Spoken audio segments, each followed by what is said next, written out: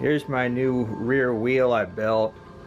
I've got 10 gauge spokes, Excel Takasago, and this hub is, I guess they use it on the little gasoline powered bicycles. Had to drill that out for the 10s. This is the thread-on freewheel style. And notice how this low gear, there's kind of a recess. The gear's actually bent inward towards the center there.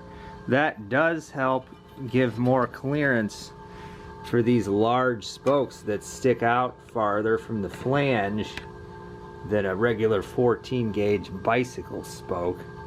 You can see on this other style that uses a free hub body and then a cassette, the two separate parts, the low gear doesn't have that recess, so there's not quite as much clearance between the spokes and that cassette. If I wanted to use a cassette and free hub method, I might just barely have enough clearance between the spokes and that low gear, but I'd have to look more into that. This freewheel is a 9-speed though. Probably could get a better one. Maybe get one that has more engagement points. If you look at the specs, the more expensive freewheels do have more clicks per revolution. But look at the size comparison of the 14 gauge spoke and nipple assembly there, and then compare it to the 10 gauge. I've got my Dunlop Geomax MX33F. Now, only specialized trained persons should mount tires. I did watch YouTube videos. I seated the bead pretty good. I think I did a little more than 40 psi, even though it says you're never supposed to do that. But now they have 30 psi front and rear, and that seems to work out well. And I did use this nice Kenda inner tube. Look at how stylish that box is. I'm going to keep this. I ruined a couple of other inner tubes trying to learn how to do this properly. These are cheaper inner tubes, and I patched them up a bunch of times and the patches started failing. So maybe these aren't very good. They seem like they pinch flatted pretty easily. But I didn't do that good of a job either until I practiced this. But look at how nice these knobs are. These are very aggressive knobs. If you were spinning this tire and stuck your nose against it, it'd probably rip it right off. You will notice that my axle is a little short for these track nuts. I don't like that. It's not really enough thread engagement. I'm going to have to replace the axle in this hub. I'm guessing this axle was sized for steel frames that have a thinner dropout, but these aluminum dropouts are quite thick. So let's look at the weight. 15.56 pounds. With the previous wheel we have only 9.04 pounds.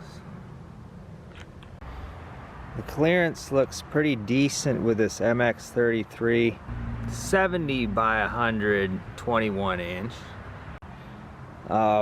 This one up front, the knobs are just too big. I couldn't fit one of these back there. Maybe I could get one with shorter knobs though. That's the 80 by 121 inch 51M from Bridgestone. With my rim lock installed there, I did have to use a number of counterweights to balance the wheel, but I think it's pretty decent. I've got the bike fully suspended. Let's see what it reads. So it was like 87.23 pounds, kind of fluctuating because of the bike swinging around in the wind a little bit. but I think this is a decent weight for a cross-country racing bike. Maybe a little heavier would be nice, but for now this is what I've got. Maybe in the future I could learn how to build custom frames and stuff out of steel and get stuff chrome plated to make it heavier. And one thing for sure, I would like to be able to run a motorcycle brake like this in the rear as well. This is just a regular bicycle disc brake that's scaled down a bit from a moto brake. Would have to have a different rear hub that does not exist on the market at this point. I am in the lowest gear here, and the chain does come close to that rear tire, but it doesn't quite hit. If the wheel went out of true a little bit, then it would. I did have to fix that. And you have to remember, this is that special asymmetric rear triangle with a zero dish rear wheel. If you tried to do this with a regular dished wheel, you probably would hit the chain with that tire. And this front chain line is 56 millimeters, as I had discussed in a previous video where I installed this shiftable chain guide.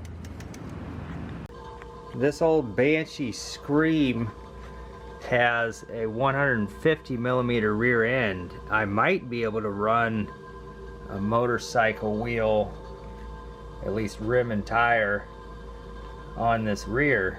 I want to look into that in the future. I'm also running a 56 millimeter front chain line on this.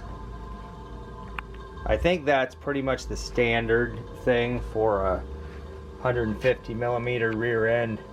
This wheel set works out great for road riding. The bike just barely fits in this 6-foot Ford Ranger bed. This is maybe not the best thing, but it seems to stay put. It doesn't, it's constrained. It doesn't have a lot of room to wiggle. There are some problems with the truck itself, but I won't be able to do much about that. But here I was able to find this solid portion so the bars don't push through the wheel well. And on this side it's pretty much the same thing.